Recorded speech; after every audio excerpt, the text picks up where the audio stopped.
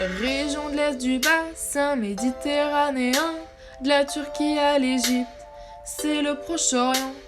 Le Moyen-Orient, c'est l'ensemble des pays de l'Asie de l'Ouest, ainsi que du Sud-Est. Combinaison de religions marque une opposition entre le sunnisme et le chiisme. PMO recompopo avec 1916, chute de l'Empire Otto, accord Picot. Troupes anglaises et françaises en province créent le malaise. Les grandes puissances sont en lutte pour l'influence. Traité de Sèvres avec SDN mène les provinces vers l'indépendance. Découverte de pétrole, c'est le gros pactole. Est un peu bancal après Seconde Guerre mondiale. Panarabisme,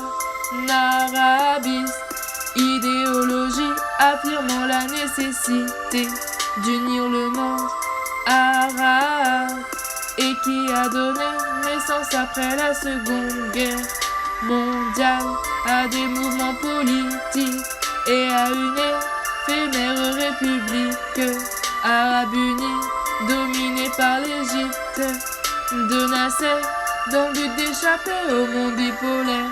La guerre entre Israël et Palestiniens prend fin.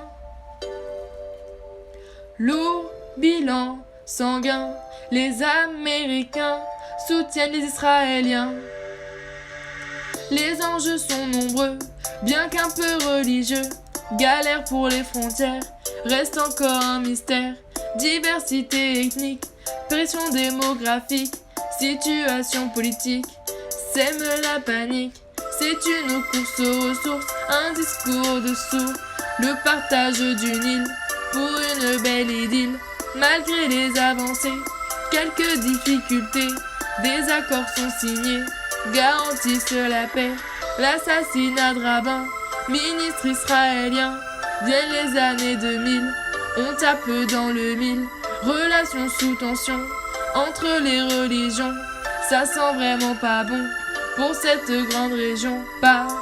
Panarabisme, idéologie affirmant la nécessité d'unir le monde arabe et qui a donné naissance après la Seconde Guerre mondiale à des mouvements politiques et à une éphémère république arabe unie dominée par l'Égypte de Nasser dans le but d'échapper au monde bipolaire.